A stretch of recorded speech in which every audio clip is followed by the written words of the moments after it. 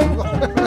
Alors on rappelle à nos auditeurs que vous êtes le grand chef du restaurant La Table de Babette situé au 32 rue de Longchamp À Paris. à Paris, dans le 16e arrondissement, Oui. que vous animez chronique Une chronique sur France 3 Paris Bleu France tous les mardis et tous les à vendredis 10h20, à 10h20. Ça s'appelle C'est mieux le matin. où là vous proposez et À peine je- vous aidez les gens à mieux découvrir Mais les produits. absolument, il y a des produits, les gens voient plein de produits, des fruits et tout ça qui méritent d'être connus Et et ils savent pas personne le n'ose travail. les acheter.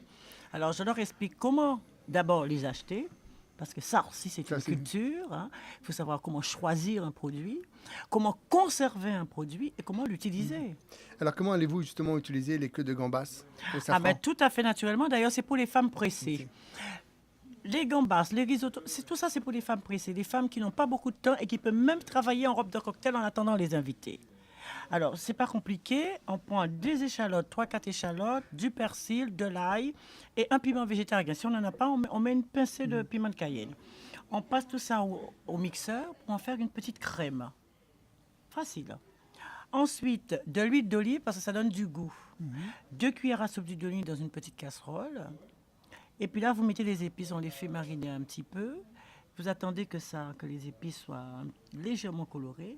Pendant ce temps, vous avez déjà décortiqué vos queues de gambas en laissant juste Il y a un un petit bout. calibre, En laissant juste un petit bout. Voilà. oui, la queue pour La pouvoir... petite queue pour pouvoir tenir, parce que quelquefois on peut manger ça à la main. Et là, oh pardon. Oui, c'est à l'étage. On coupe là ou- Oui, oui, non, non, je couperai. Voilà. C'est à l'étage, je couperai. Allez-y. D'accord. On laisse juste la petite queue et on fait une petite incision. À ce moment-là, on met les queues de gambas dans la casserole, on retourne, on remue, on vérifie le sel pour voir si c'est à point. On ajoute quelques pistilles de safran, on ajoute un petit peu de poivre, le piment végétarien s'il y en a, ou le piment comme on aime aux Antilles, ça dépend, selon le goût de la personne. 2 cuillères à soupe de fond de crustacés en poudre. Et là, on va mouiller avec un tout petit peu d'eau pour commencer pour bien mélanger, pour bien faire le mélange. On laisse cuire 2 minutes, pas plus, parce que les queues de gambas, il faut aller très vite. Et on termine par du lait de coco. Alors, on met un l'équivalent de 5 cuillères à soupe de lait de coco. Ça s'épaissit tout de suite, de toute façon, parce que le lait de coco épaissit la sauce tout de suite. Vous citronnez un citron. Vous goûtez pour voir si ça vous convient au goût comme assaisonnement. Et le tour est joué. Et voilà, vous avez vos queues de gambas cuisinées au safran. On peut le picorer comme ça à la main. On peut le mettre, ça dépend si vous le voulez en plat, si vous le voulez en entrée. Après, chacun fait sa convenance. Voilà, exactement. Et ça se déguste.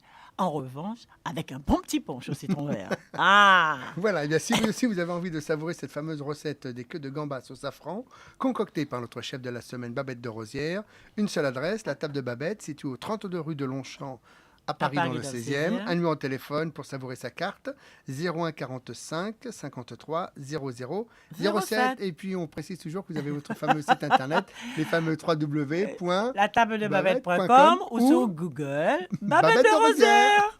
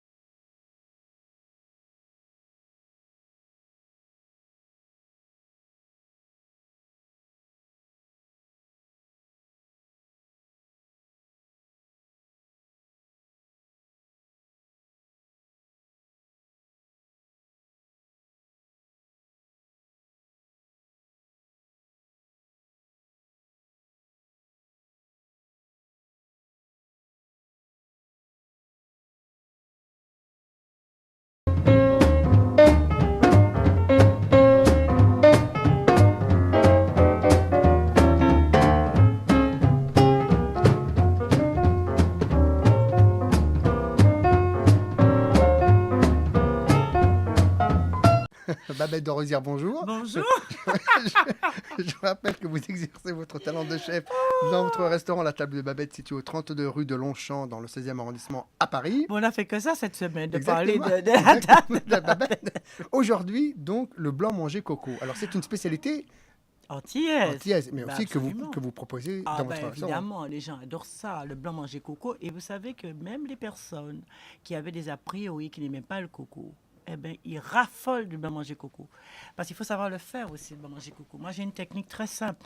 Un pot de lait Gloria, hein, non sucré, même quantité en lait de Nestlé, sucré, et même quantité en lait de coco. C'est simple. C'est un trois On met quarts. ces 3 trucs-là dans une casserole.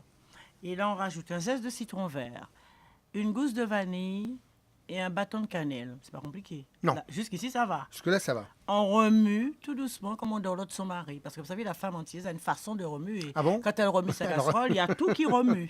On remue doucement, on caresse, on fait une caresse. C'est une caresse qu'on fait à la casserole. Lorsqu'on est sûr que tout est bien mélangé, ça arrive à frémissement, vous voyez que le lait commence à bouillir, vous le sortez du feu. Et là, entre-temps, vous faites dans une casserole, vous mettez 6 feuilles de gélatine à tremper. Et vous prenez vos feuilles de gélatine, vous incorporez dans la préparation et vous continuez à dorloter. Hors du feu, hein.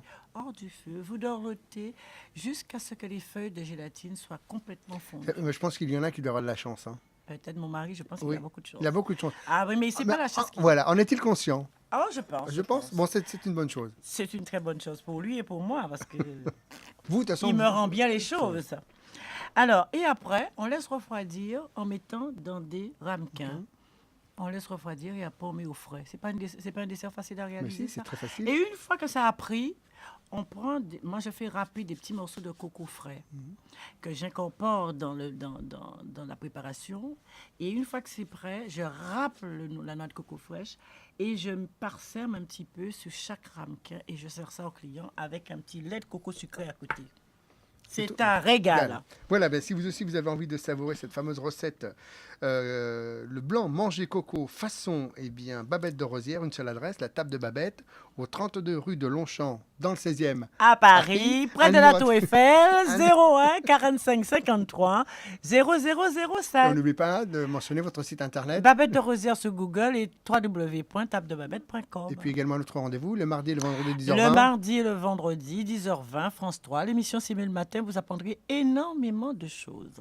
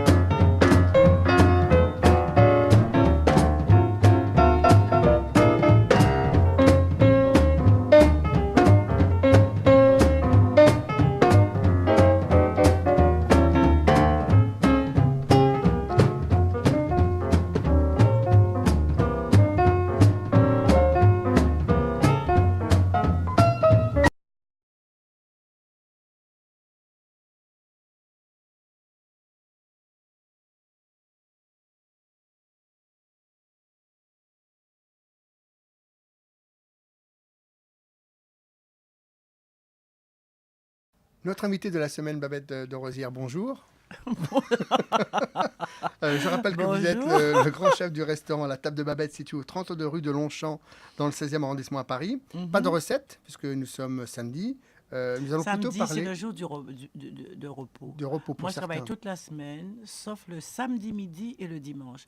Donc, le samedi matin, je fais rien. Comme nous sommes samedi matin, Mais eh c'est ben, très bien. on va bavarder un peu. Alors justement, quel est votre parcours? Oh là là, mon parcours est atypique. Hein. Très atypique. Vous savez, je ne suis pas tout jeune. Hein. Je ne suis pas toute jeune. Et quand je suis arrivée à Paris, dans les années 60, c'était pas évident de décider comme ça, comme un tour de magie, qu'on va décider d'être chef de cuisine. C'était même pas pensable. Si bien que quand je suis arrivée, c'était pour faire des études.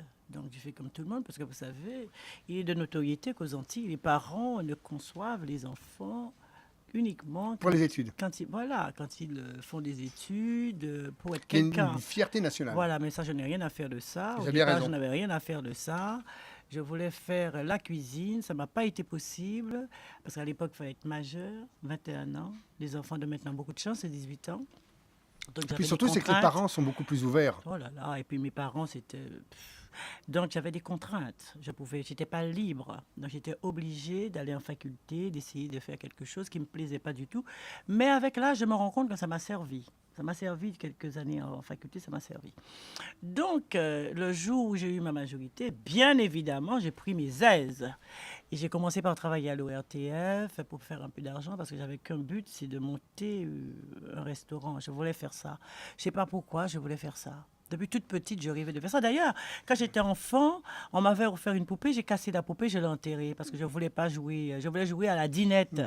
Et on m'offre une poupée. Une poupée, c'est quoi? Ça me servait à rien du tout. Tandis qu'à côté, je voyais des petites filles avec des casseroles, des couteaux, des Ça, c'était machins. plus Et intéressant. c'était plus intéressant. Et moi, on me donne une poupée. J'ai cassé la poupée, je l'ai enterrée. J'ai dit, je veux une dinette ou une trottinette. Ça, Comment vous avez choisir. rencontré la cuisine? Ben, la cuisine, on va y venir. Donc, le week-end, justement, j'invitais mes copains à la maison et j'ai commencé par faire des petits plats pour eux. Parce que je travaillais à l'ORTF comme assistante de production entre-temps pour me faire un petit peu d'argent. Donc, le week-end, j'invitais des copains et je faisais des petits plats. Et là, je me suis vraiment rendu compte que c'était ça la Que vous fibre. étiez, C'était que vous ça étiez faite pour ça. oui, c'était ça ma vocation. Donc, tout doucement, j'ai coupé le cordon ombilical avec les parents.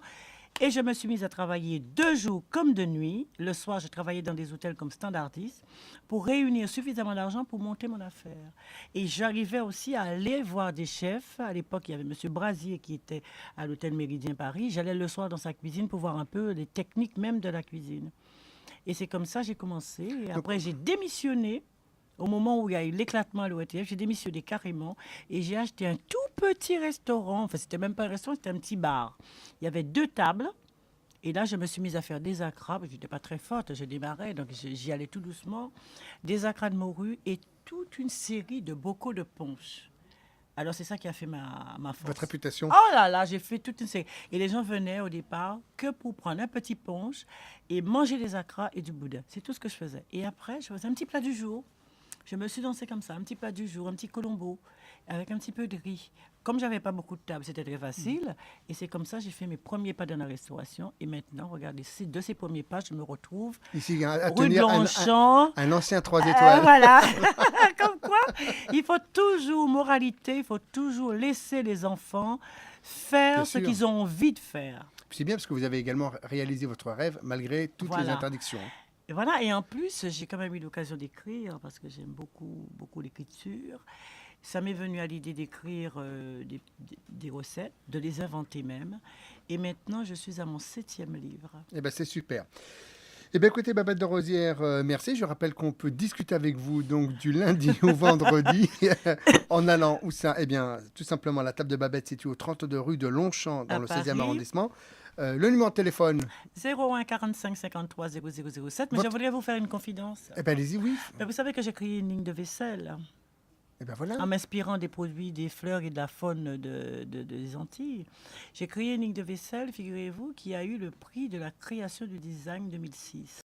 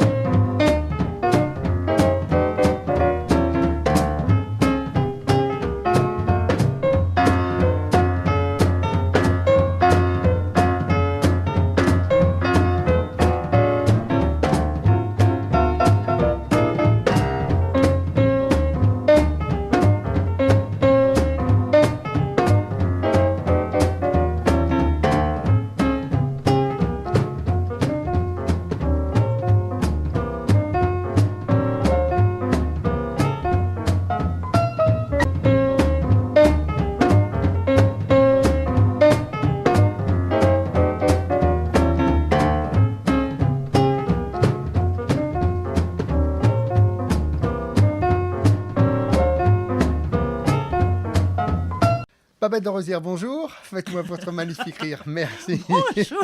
Alors, vous animez la cuisine du restaurant La Table de Babette au 32 rue de Longchamp à Paris dans le 16e arrondissement. Sauf qu'aujourd'hui, c'est dimanche, C'est je me dimanche. repose. Oui, c'est le jour du Seigneur. Ah oui, c'est le jour de mon mari. Le Seigneur, c'est mon mari. C'est votre... bon, Ah ben, bah il évidemment. en a de la chance. Je suis très croyante, mais mon mari... Est-ce que justement vous avez le sentiment que dans votre cuisine, est-ce qu'il transpire cette croyance ou pas du tout? Vous savez, les Antillais sont très croyants. Moi, personnellement, je suis très croyante de par toujours ma grand-mère qui était croyante et qui ne loupait pas une messe.